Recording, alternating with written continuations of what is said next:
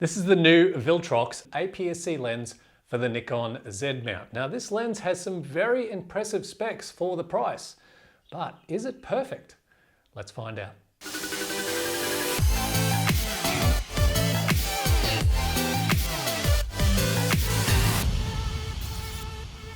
Opening the box on the Viltrox AF 15mm F1.7 lens, you get your warranty card, code for the online manual, lens pouch, and of course, the lens itself. You also get your front and rear lens caps and lens hood. First impressions of this lens is that it felt lightweight and compact in the hand. Noticed at the rear of the lens, it also has a USB-C port for future firmware updates. The focus ring turned nice and smoothly, and I couldn't see any sort of other external switches or buttons on the lens. As mentioned, it's an APS-C or DX lens, and the Z mount version weighs in at 195 grams. Has a 58mm filter thread, and aperture range is from f1.7 to f16. Lens construction is 12 elements in 10 groups, and it has 9 aperture blades. Minimum focus distance is 23 centimeters, and at the time of making this video, the lens retails for $239 US.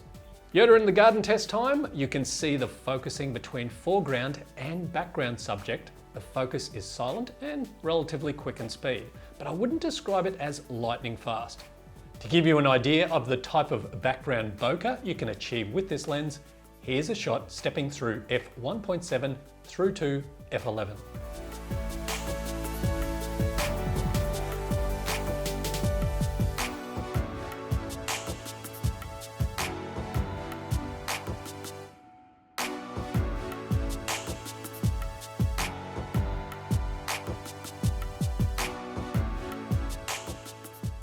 Specs look good on this lens, and with that full frame equivalent focal length of 22.5mm, it does give this lens some real promise to certain types of photography and videography. What we'll do now is we'll head out and we'll do some test shots out in the field doing stills and video with this lens.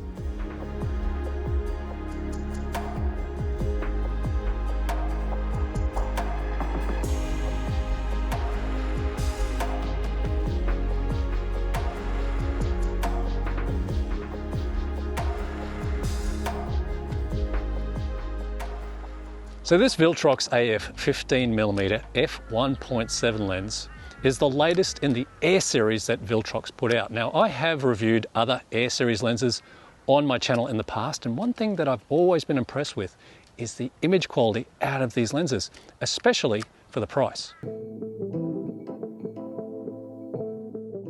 Viltrox have optimized optics and coatings on this lens to help produce clear and high contrast images. Just going to give that a go looking up at these trees with the sun poking through the leaves.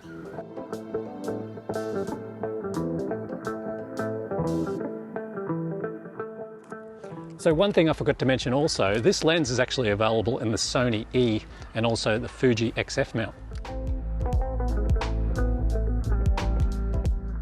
So at the moment, we've got this flower coming out. This is wattle, and it's absolutely beautiful. I'm going to get some shots with this lens and see how it turns out.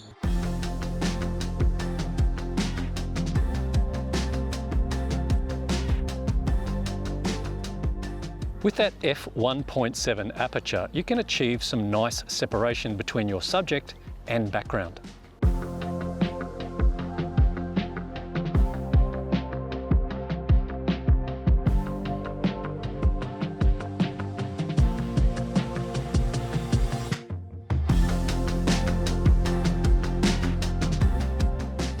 I could just imagine this lens at something like the Grand Canyon or the Scottish Highlands, doing beautiful wide landscape shots.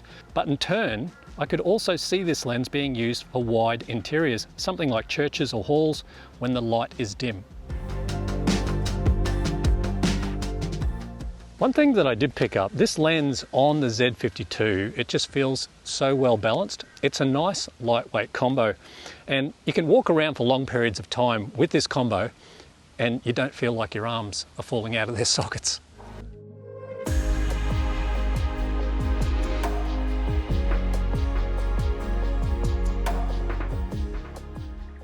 So with that full frame equivalent of 22.5mm, I just wanted to do this test in terms of how close I can get to this really beautiful clump of trees and still get them all in frame. Let's give it a shot. Something like about here. So I'd say the distance between myself and that first tree would be, say, about 10 meters.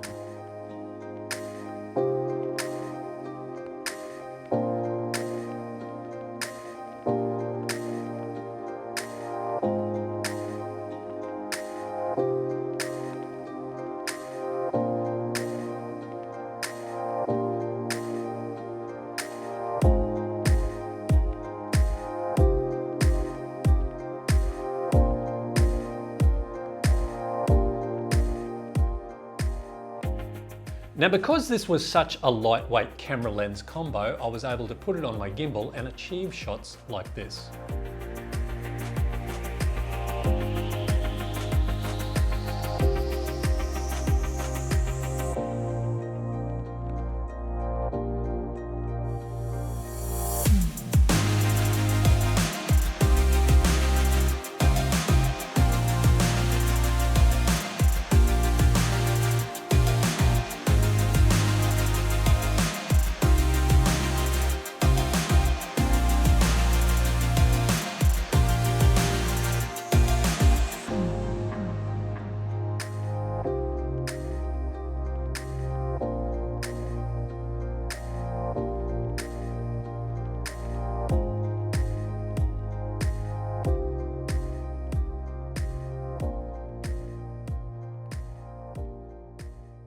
Is it perfect? Well, no photography gear is really perfect. It doesn't matter what type of camera or lens you use, they've all got their pros and cons.